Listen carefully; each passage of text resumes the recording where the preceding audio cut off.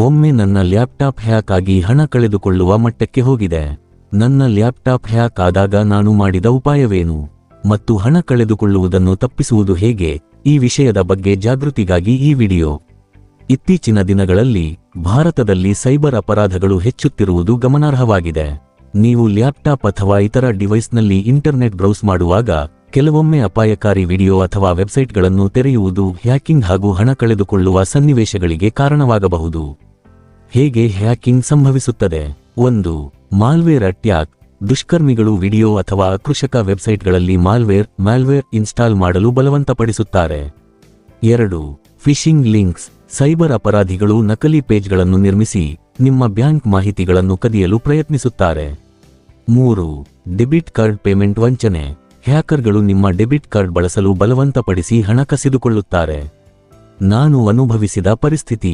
ಒಮ್ಮೆ ನಾನು home tuition ವಿಷಯದ ಒಂದು ವಿಡಿಯೋ ಹುಡುಕುವಾಗ ಅನಾಮಧೇಯ ವೆಬ್ಸೈಟ್ ತೆರೆದಿದೆ.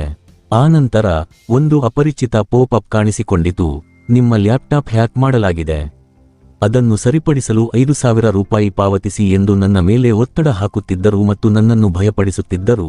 ನಾನು ಕೂಡ ಆತಂಕಗೊಂಡು ಏನು ಮಾಡಬೇಕೆಂದು ಯೋಚಿಸತೊಡಗಿದೆ. ಕೊನೆಗೆ ನಾನು ನೆರವು ಪಡೆದದ್ದು ಚಾಟ್ಜಿಪಿಟಿಯಿಂದ. ಅದೃಷ್ಟವಶಾತ್ ನಾನು ಚಾಟ್ಜಿಪಿಟಿ ಮೂಲಕ ಮಾಹಿತಿಯನ್ನು ಪಡೆದು ನನ್ನ ಸಿಸ್ಟಮ್ ಅನ್ನು ಸುರಕ್ಷಿತವಾಗಿ ಕಾಪಾಡಲು ಕ್ರಮಗಳನ್ನು ತೆಗೆದುಕೊಂಡೆ. ಈ ಸಮಸ್ಯೆ ತಡೆಗಟ್ಟಲು ಕೈಗೊಳ್ಳಬಹುದಾದ ಕ್ರಮಗಳು: 1. ವಿಶ್ವಾಸಾರ್ಹ ಸೈಟ್ಗಳನ್ನು ಮಾತ್ರ ಪ್ರವೇಶಿಸಿ, ಅಕ್ರಮ ಅಥವಾ ಅಜ್ಞಾತ ವೆಬ್ಸೈಟ್ಗಳಿಗೆ ಹೋಗಬೇಡಿ. 2. ಅಪ್ಡೇಟೆಡ್ ಆಂಟಿ ವೈರಸ್ ಬಳಸಿ, ನಿಮ್ಮ ಡಿವೈಸ್ಗಳನ್ನು ಮಾಲ್ವೇರ್ ಮತ್ತು ವೈರಸ್ಗಳಿಂದ ರಕ್ಷಿಸಲು ಸಹಾಯ ಮಾಡುತ್ತದೆ. 3. ಫಿಶಿಂಗ್ ಇಮೇಲ್ಗಳಿಂದ ಜಾಗ್ರತೆ ವಹಿಸಿ, ಶಂಕಾಸ್ಪದ ಲಿಂಕ್ಸ್ ಮತ್ತು ಇಮೇಲ್ಗಳಿಗೆ ಕ್ಲಿಕ್ ಮಾಡದಿರಿ. 4. ಡೆಬಿಟ್ ಕಾರ್ಡ್ ಬಳಸುವ ಮುನ್ನ 2 ಬಾರಿ ಯೋಚಿಸಿ, ಪಾವತಿ ಮಾಡುವಾಗ ಸುರಕ್ಷಿತ ಪ್ಲಾಟ್ಫಾರ್ಮ್ಗಳನ್ನು ಮಾತ್ರ ಬಳಸಿ. 5. ವಿಪಿಎನ್ ಬಳಸಿರಿ. ಸಾರ್ವಜನಿಕ ವೈಫೈ ಅಥವಾ ಅಜ್ಞಾತ ನೆಟ್ವರ್ಕ್ನಲ್ಲಿ ಬ್ರೌಸ್ ಮಾಡುವಾಗ ವಿಪಿಎನ್ ಮೂಲಕ ರಕ್ಷಣೆ ಪಡೆಯಿರಿ. 6. ಸೈಬರ್ ಸಹಾಯ ಸೇವೆಗಳಿಗೆ ತಕ್ಷಣ ಸಂಪರ್ಕಿಸಿರಿ. ತಕ್ಷಣದ ಅಗತ್ಯವಿದ್ದರೆ cyber cell, bank customer care ಅಥವಾ ಹೆಲ್ಪ್ಲೈನ್ಗಳ ಮೂಲಕ ಪರಿಹಾರವನ್ನು ಪಡೆಯಿರಿ. ಚಾಟ್ಜಿಪಿಟಿ ಹೇಗೆ ನನ್ನನ್ನು ರಕ್ಷಿಸಿತು? ನಾನು ಚಾಟ್ಜಿಪಿಟಿ ಮೂಲಕ ತಕ್ಷಣದ ಪರಿಹಾರಗಳನ್ನು ವಿಚಾರಿಸಿದೆ. ಚಾಟ್ಜಿಪಿಟಿ ಹೇಳಿದ ಕೆಲವು ತಂತ್ರಗಳನ್ನು ಬಳಸಿದೆ ಮತ್ತು ನನ್ನ ಲ್ಯಾಪ್ಟಾಪ್ ಹ್ಯಾಕ್ನಿಂದ ಮುಕ್ತವಾಯಿತು.